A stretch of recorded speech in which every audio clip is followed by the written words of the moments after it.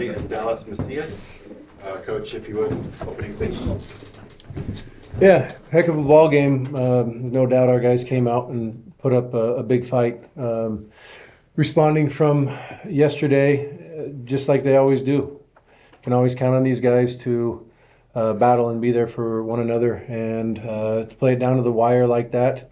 At the very end, incredible fight, big heart. If anything, obviously the the tough part is not being able to see some of these guys, for quite a long time. And I know how much they poured into it since they showed up on campus, and how much they love going out there and competing for one another.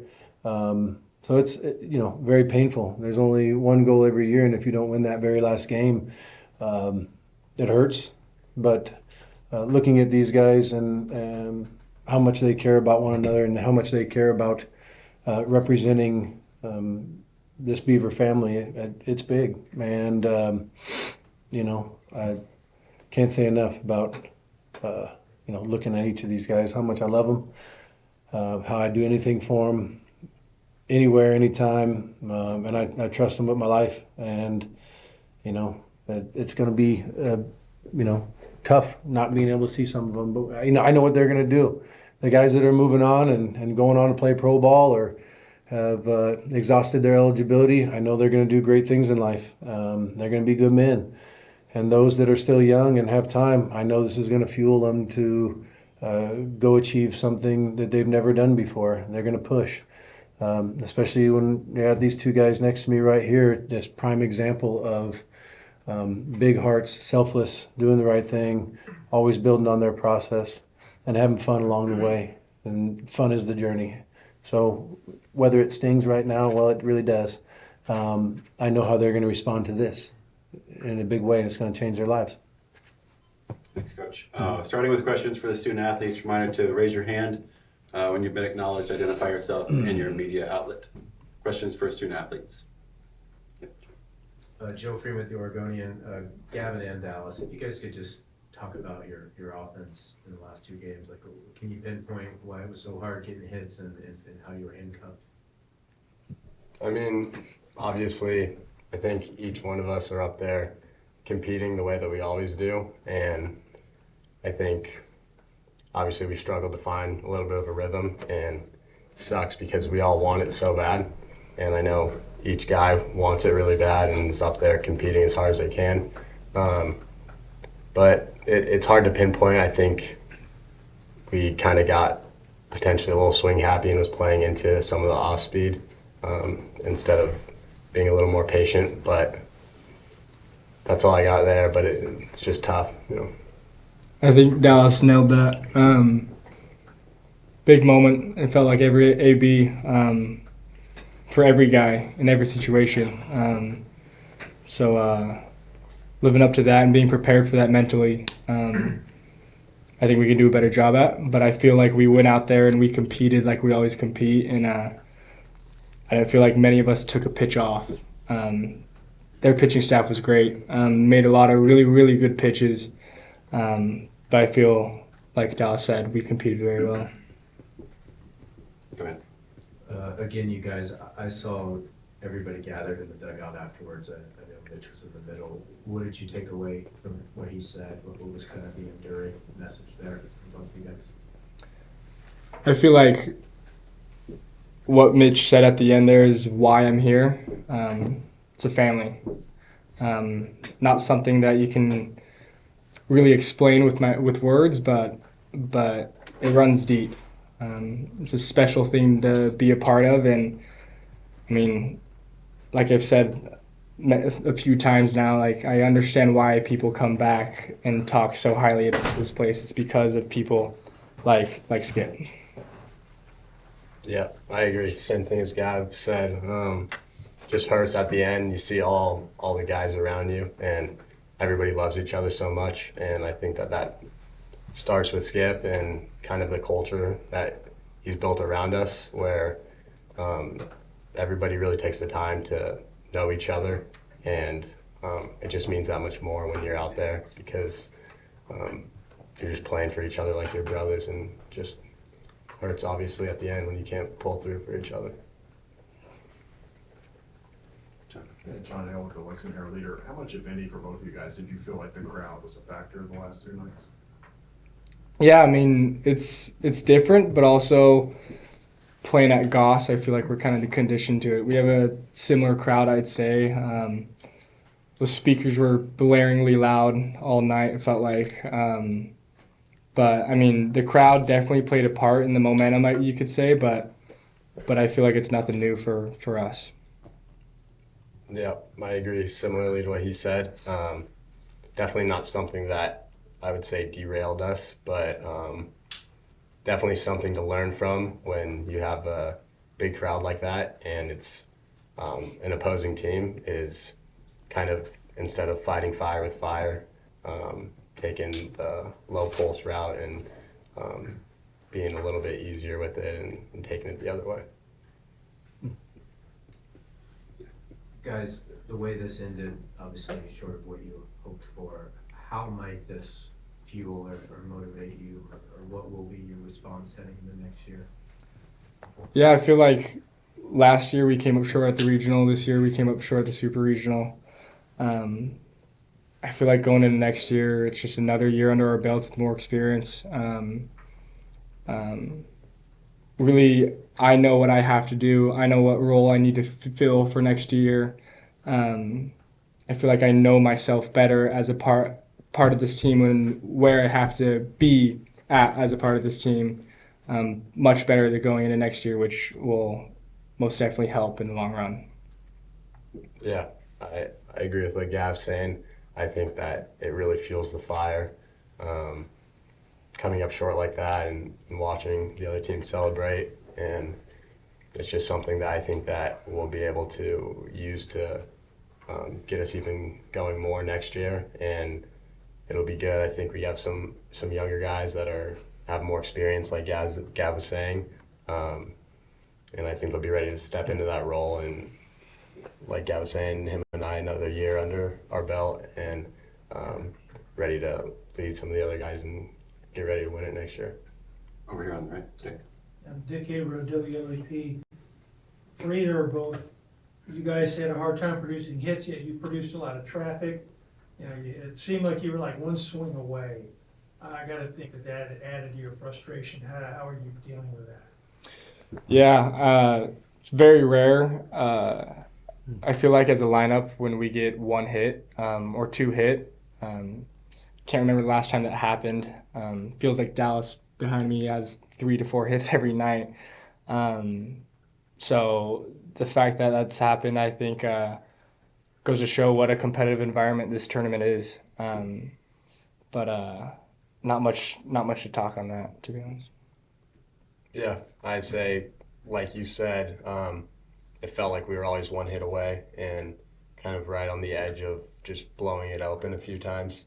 And I think that's kind of where one thing that I'll definitely take away from this is not trying to make it happen too much and just letting the game happen. And I think that's obviously moments like this, I choose to use it as a learning moment, and that's what Skip always tells us about. You can take it as a failure and a loss and not learn anything from it, but I think that what we're going to do is take this moment and learn from it and be battle tested for next year.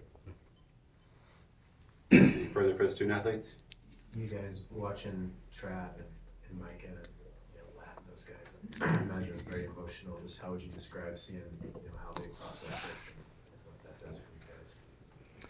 Yeah, seeing those guys, they've been, it feels like one step ahead.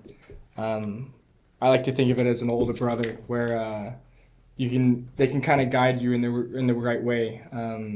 So them being such huge parts of my career and everyone's career, I assume Dallas, like, they're always talking to us every day about something, and seeing it be the last pitch for them, last pitch we're gonna get to play with them it was very emotional. I mean, I feel like Lattery is like, he's almost like a dad to me at this point.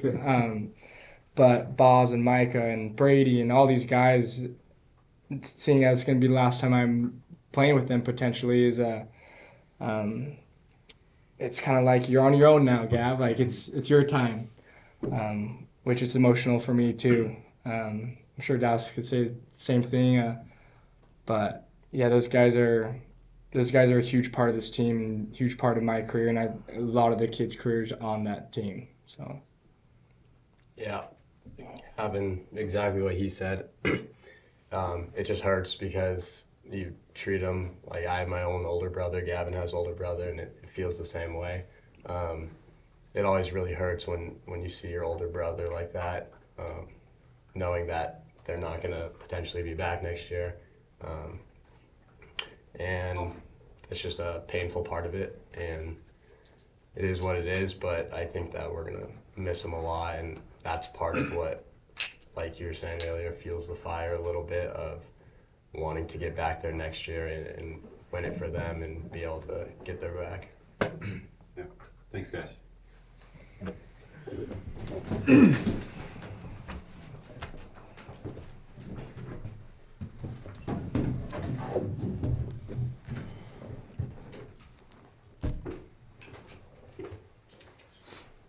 All right, questions for Coach?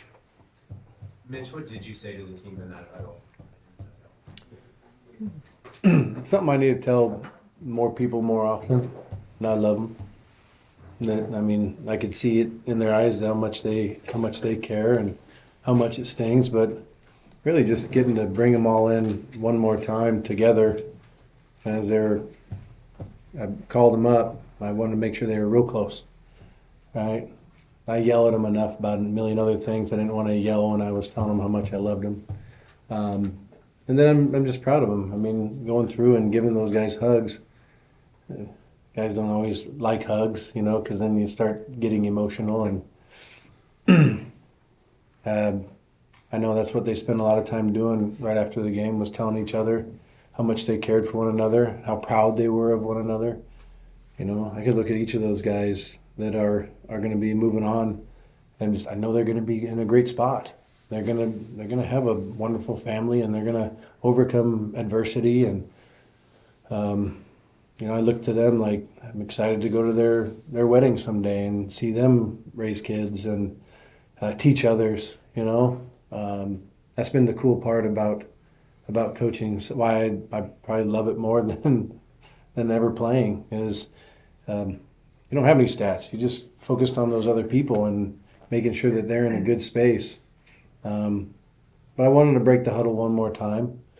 We say a handful of different things, and that was the appropriate time to bring them up and get a family on three. Yeah, didn't have a lot to say, but I know when my mom and my dad told me they loved me and they were proud of me. That wasn't all the time or anything like that. Guys can be a bit gruff, so we don't always say it as much as we should, but I think they know that about them. Michael Press, NCAA.com. I know this probably isn't at the front of your mind in a moment like this, but is there any special poignancy? You guys were the last Pac-12 team and the last sport to be standing, the league as we know it. Any special poignancy that it ended with you today? I guess I don't think too much on that one. I focus on Oregon State and our baseball family, our athletic department, our university, our community in the Northwest. I mean, outside of that, as a Christian, I love everybody, and I want to see everyone succeed. I know there's always change. It does stink, and I think for those of us that grew up around that conference, it means a little something. It hurt a lot of people, but at the same time, my responsibility is taking care of this baseball family, and I know we're in a good place going forward for what we have planned out in our near future with our schedule and everything else. But I love the sport. I love collegiate athletics, and I respect those that go out there and coach and put their heart into it, because that's what God put us here to do, is transform others in a great way. And so I think of this platform and the way the sport is growing. It's such a beautiful thing. When you get to go out, a lot of the kids here locally are staying out way past their bedtime. People are going to call in, sick tomorrow to work. And it's because people love watching the game. We got a lot of our family and friends that came out and watched or are watching back home on TV, and you don't take that stuff lightly. The platform that we have, how special it really is to wake up every day. Everything that you do is going to change people's evening and tomorrow and the whole week. And I know it's not just the guys; it's everyone back home that's hurting right now. And I'm sure I'll get a lot of emails letting me know how I need to fix some things on my end. But again, it's just being able to take the punches, being humble. I always say, I don't know if there's anyone else who loves this place as much as I do because of what it did for me in my life. And I just owe the rest of my life to give it back to our student athletes, to the community, to my wife and kids when I'm not home. And, our coaches, Dorr and Gip and Wong and you name it, ZT and Gordo, all those guys, Jeremy, Mike, they work their butts off and they love those kids. And, I know how much it hurts. They're passionate. I hired them all because they're extremely passionate and love this place and would do anything for it. And how much when I hired Dorman, I called a lot of his former players, and I coached with them before. I called his former players, and they all still stay in touch with him, right? From years back, and how much, and they appreciated everything that he'd given to them, on and off the field. So it's. I know people always have opinions on things, but my opinion on those guys is that they are extremely special, and there's no one else like them in the country. And I love sharing the office with them. They probably are harder on me than anyone. I would say if we don't get on each other at least once a week, then we're not doing our job. But like that is the special piece, like the Beaver family, as opposed to the conference. You still care about all that other stuff. I want baseball to continue to grow. I want kids to play sports. I want them to go out there and compete, and when it's game time, be rough. But my dad always said in football, you knock the guy out, and then you pick him back up, and then you go on to the next play. John Clay. Yeah, John Clay, Lexington here later. Obviously, Oregon State, rich baseball tradition, multiple national championships. This is the first time Kentucky's made the College World Series. What does it mean to a program to get there, to get to Omaha? I believe that's going to be more of the questions you're going to ask those guys after me. Yeah, but you, Yeah. as a program with the experience in getting there, what does Yeah, that say about a program? It's an amazing accomplishment. Kentucky's got a great team. Obviously, the way they played all year long, they understand. They're playing the small game. They're playing the speed. They're pitching the heck out of it. They neutralized a really good offense. We went out there. We stung some baseballs hard. Trotsky hit one down the line that, that puts a guy in scoring position right there. Weber smashed a ground ball to shortstop. Anyway, that's not what the question was. But thinking back when we made it to Omaha in 2005, and having that feeling, winning out at Supers and going to Omaha. That first year we would 0-2 real quick and got sent home, and then it just felt like a blur because you had never experienced it before, but it just made you hungrier to go out and do that. And 2006 we even started off losing 11-1 to Miami with some rain, and then we came back on fire and never looked back. It's obviously a lot of confidence and momentum that can be built from that belief. The relationships you build, every game you get to play with those guys around you, your relationship gets stronger and stronger. I know I go check my phone after this, and there's a text thread of all of us from 2006 and 2007 that are on it. And I know they're going to be saying some stuff on there to pick us all up, right? It's a life-changing thing when you're able to accomplish those big moments and move on. And even how you handle the tough moments, I think, can bring you a lot closer too. And Jeff Drummond from Kentucky Rivals, he touched on it briefly there, but the play by the third baseman on the smash down the line, with the game kind of hanging in a balance there and that kind of pressure, just what do you think from your perspective? I would have liked if you didn't catch it. Yeah, I mean, just seeing it from my viewpoint too, he made a great read, worked bottom up on it, and then, gathered himself and fired a strike across the diamond. Hey, it's 2 outs, a situation. I'm going to go ahead and review it and maybe slow things down a little bit. And who knows, maybe he slid his foot off.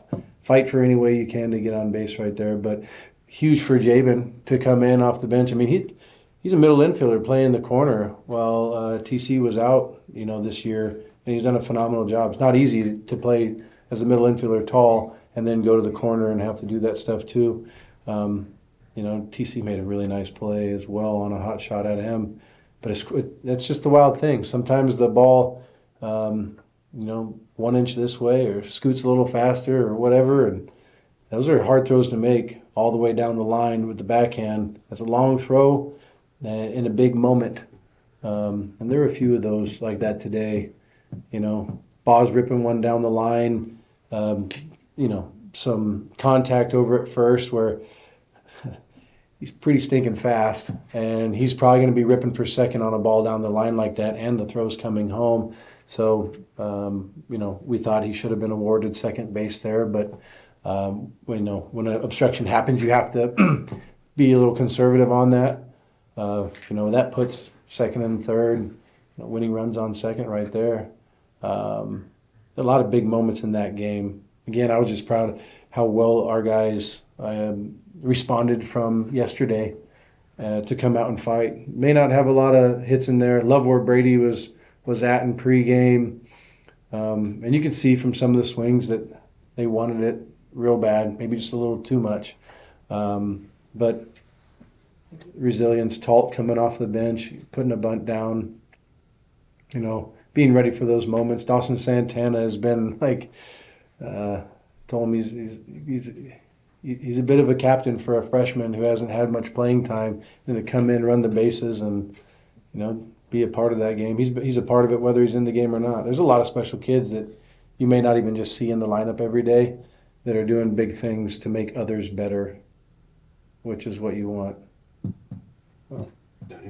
Yeah, Ryan Buck, the Louisville Courier-Journal. Mitch, what did Nelson tell you about the kind of bizarre go-ahead run? Did he just forget there was a man on second, or just kind of what did he describe to you, I guess, when you got a chance to talk to him about that? I didn't go talk to him about that one. I think we know when the ball gets by, you got to go cover home. He just did not. I guess had a little brain fart or something on that moment. And it was loud enough that he couldn't say, hey, cover home. But those are like little mistakes like that can, be bigger things. But I don't think that was the game. I think it's silly to pinpoint one play on the entirety of it. There's other times when we have runners on third and less than 2, find a way to get them in. Do whatever it takes. Push, slap it. I liked later on how fearless Macias was. We put on a hit and run and 1-0 count to protect him a bit. Guy was a 1-5 to the plate. Had a feeling he was going to throw an off-speed pitch, gets him in scoring position. But then we got to slow the game down, right, and then find a way to get him in and not chase. When we didn't chase, we walked 9 times. When we start expanding a little too much, we get in some trouble. But when there's a runner on third and less than 2, we talk about all the time, is like, be ready now. Don't wait. Don't miss the good one. So a little in between on some pitches here and there, but that's baseball. And we know, even going into this season, how strong the offense is, top to bottom. Every day you go look at the lineup, and you're like, wow, there's potential to score a lot of runs right now and often. And for it to come down to the end where we just didn't score runs, yeah, it's a bummer. It happens back-to-back days, but at the same time, hits may not have been there, but we were still drawing walks and putting pressure. Just couldn't find that one big one, and we know how that carries into the next. Time for one more. Mitch, it feels like it was just yesterday that this loud hyper kid from Australia was was rolling into Corvallis. Mm. What are you gonna miss most about Sam back? Yeah, my heart says that I'm going to see a lot of him. You know, I know I'm not going to get to spend every day with him, but I know he's going to be back and around and want to be around the guys and help out. His heart for that place and those guys is just tremendous. And so even though I know he's going to be great, he's going to go on and do amazing things. Whatever number he gets picked, that's just the draft. He wants to be a Hall of Famer. He wants to win championships. He wants to get better every day. And so I'm excited to hear the stories about where he's going, what he's doing, seeing his family and how proud they are of him as well, and how he's changing the entirety of that country just from how he goes about his business and works hard and is so passionate with everything. He's giving people belief that you can come here and do this. And you know, you trust him with everything he does. He sets a great example for others. He's still learning and growing and wanting to be the best. And you see him, he fouls off a ball or something, and he gets emotional because he wants it so stinking bad. And it's what's going to lead him to being successful the entirety of his life. He's done so many great things for this place, more than just baseball. And I'm excited. We all are excited for what he's going to do. And you know, he'd come over for dinner and hang out with my kids and play a board game or Legos, or he's going to other coaches' kids' little league games and every event he can to get involved on campus. Who doesn't want to be around him? He's infectious. He's fun. I told him he's like part of the 0.0001%. It's hard for people to understand him because he's just so unique. And I feel like he's like my own kid. I'd do anything for him. I mean, I'd do anything for all those guys, but Travis has definitely influenced my family in many ways. Thanks, Coach. Thank you guys.